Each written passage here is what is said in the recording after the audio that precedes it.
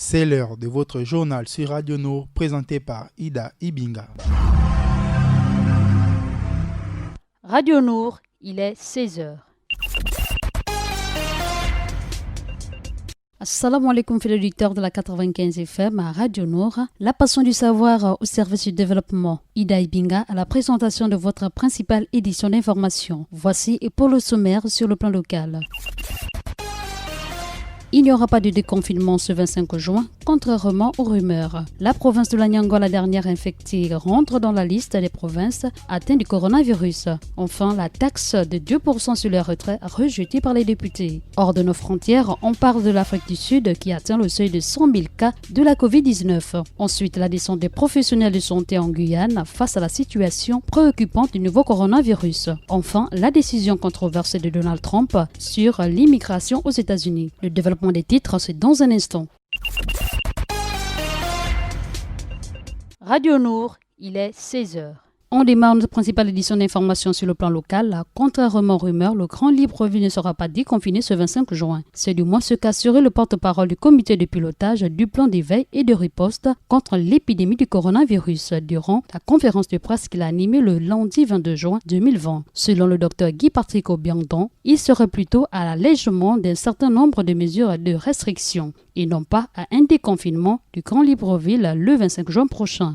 L'actualité continue dans le plan local. La dernière province jusque-là épargnée par la Covid-19, l'Anyangwa vient à son tour d'enregistrer ses premiers cas. Ce sont 2 personnes au total, dont l'une serait une dame qui aurait récemment séjourné à Libreville. Avec ces 2 cas, toutes les provinces du Gabon sont désormais touchées par la Covid-19, en retenant que l'Anyangwa est la seule province qui a résisté après la découverte du premier cas le 12 mars dernier. On referme l'actualité locale avec la taxe de 2% sur les retraits rejetée en première lecture par les députés, présentée par le gouvernement comme la principale innovation du projet de loi de finances rectificative adopté le vendredi 12 juin dernier en Conseil des ministres. La taxe sur les retraits effectués en numéraire auprès des établissements de crédit a été rejetée en première lecture par la commission ad hoc de l'Assemblée nationale. Place à présent à l'actualité internationale. On déroule l'actualité internationale par l'Afrique du Sud qui a franchi le cap de 100 000 cas de coronavirus avec un nombre de morts qui avoisine désormais les 2000, ont annoncé le lundi 22 juin les autorités. Mais le pays représente plus de la moitié des infections au coronavirus recensées en Afrique subsaharienne. Soulignant que le ministre sud-africain de la Santé a annoncé que le pays recensait désormais plus de 100 000 cas confirmés de coronavirus avec 61 nouveaux décès dans les dernières 24 heures. Le nombre total de morts liés au coronavirus est de 1991. Malgré ce bilan sévère, le taux de mortalité dû au virus en Afrique du Sud s'établit à 2% et 52,6% des personnes infectées ont guéri du coronavirus. L'actualité, c'est aussi du côté de l'Hexagone. La situation de l'épidémie du coronavirus en Guyane est jugée très préoccupante par les autorités sanitaires françaises. C'est le lundi 22 juin que le ministre de la Santé a annoncé l'envoi d'une mission de 3 professionnels de santé pour coordonner la gestion de la crise. Le ministre des Outre-mer est attendu sur place ce mardi 23 juin 2020. Confinée puis déconfinée aux mêmes dates que la métropole, cette collectivité ultramarine de 300 000 habitants a recensé dernièrement de 200 à 280 nouveaux cas par jour. Rappelons que le virus y circule activement, en particulier le long du littoral et dans l'ensemble des villes du territoire, a indiqué la Direction générale de la santé. Retenons que la Guyane a une frontière avec le Brésil, d'où le nouvel épicentre de la pandémie. On revient à l'actualité internationale au pays de l'oncle Sam. Aux États-Unis, Donald Trump vient de signer un décret prolongeant la suspension des visas jusqu'à la fin de l'année. Une suspension qui touche désormais les programmes d'échange et les métiers spécialisés. Notons que la mesure est très critiquée par les patrons des entreprises. Cependant, la mesure prise en plein cœur de l'épidémie du coronavirus était censée durer 60 jours. Officiellement, il s'agissait de protéger l'emploi aux États-Unis face à la crise sanitaire et aussi à éviter l'arrivée des travailleurs potentiels porteurs du virus. Face à l'augmentation historique des chiffres du chômage dans le pays,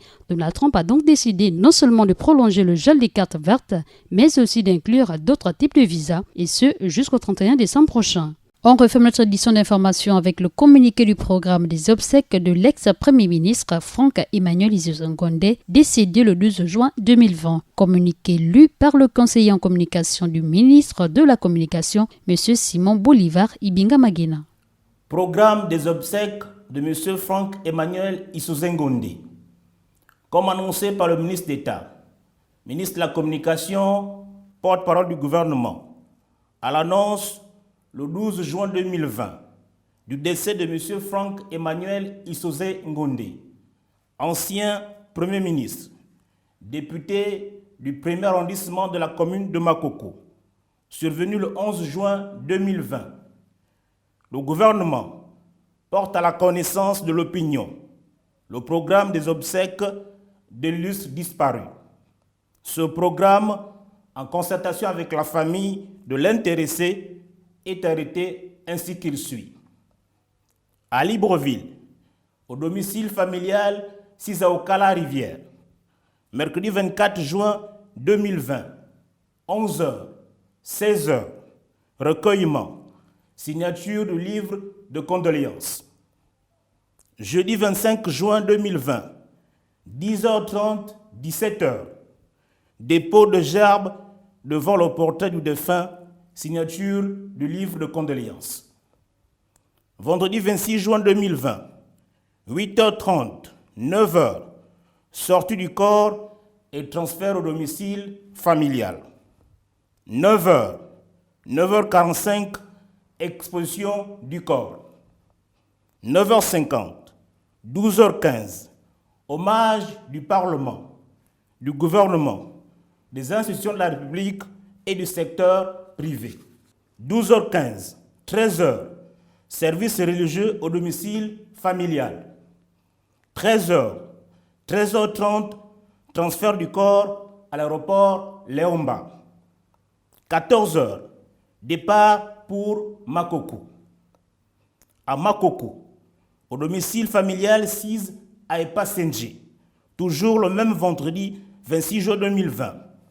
14h45, arrivée du corps à l'aéroport Epasenje, accueil et honneur. 15h, 16h, tour de ville. Retour au domicile familial à Epasenje et exposition du corps. 16h, 16h50, service religieux d'accueil au domicile familial. Oraison, hommage de la province. 17h, fin de la cérémonie et départ des invités. Recueillement et inhumation dans la stricte intimité familiale. Pour le ministre d'État, ministre de la Communication, porte-parole du gouvernement, le conseiller en communication. Je vous remercie. Voici que je vous ai présenté votre principale édition d'information. On dit merci à Axel Kumba pour la réalisation et la mise en œuvre de votre édition d'information. Votre journal, c'est à 16h, 20h, 23h et à 8h de lendemain. C'est aussi sur nos chaînes YouTube et Facebook. Bonne suite de programme. Assalamu alaikum.